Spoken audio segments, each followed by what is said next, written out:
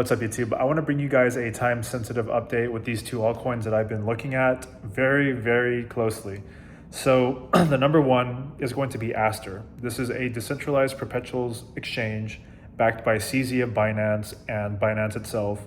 They're heavily funded. If you know anything about CZ, you know that he built BNB up from basically zero to over $1,000. And he's just, he's basically the crypto OG in the space. And I think that he's had a lot of time to think about the type of product that he wants to make. And he's basically the head KOL for Aster. Not to mention the team is incredible. They're doing a ton of volume. They're doing a massive airdrop. They're incentivizing traders. And it's pretty much the direct competitor to Hyperliquid.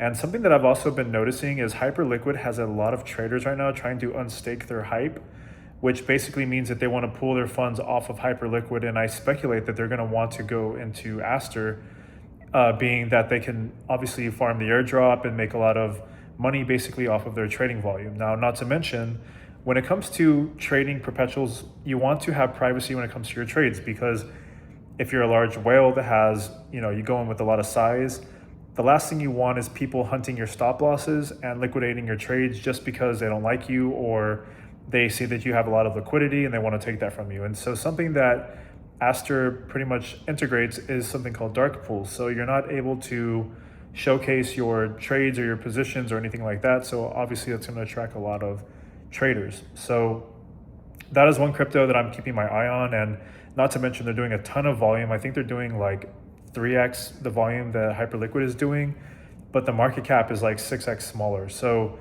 if you look at it's about $3 billion in market cap, I think, compared to Hyperliquid's $20 billion. There's a big catch-up trade, I think, if they can sustain this kind of volume. I do think that whenever the airdrop happens and all that kind of stuff, I think that there could be a sell-off, but I do think long-term bullish on this project just because CZ is not going to just let this thing die. He has his reputation on the line when it comes to this, and he's not directly, in charge of this. He's an advisor, but he's definitely overseeing this whole project, and I think that there's a lot of pride that goes into this.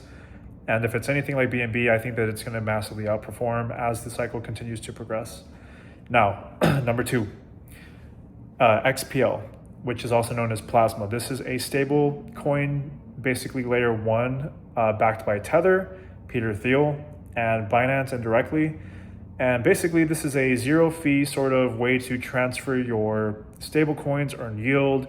In my opinion, this is going to be a massive draw from Wall Street or anybody that was looking to get into XRP or Ethereum. I think that this is kind of going to take up a lot of market share from both of them because this is an actual product that a lot of people can use. They can generate yield off of. It's very easy to understand, and it's going to be pushed a lot, in my opinion, by Wall Street. So these are my two altcoins that I'm looking at right now. Not to mention XPL is also it's about a $2.5 billion market cap. And if they really do bring on most of the stable coins with Tether, that's potentially down the road hundreds of billions, if not trillions of dollars worth of assets that they're going to bring on. And, it's just going to be incredible, in my opinion, if this really does take off. And at the very least, it was kind of worth taking a flyer, in my opinion. Obviously not financial advice. Do whatever you want to do.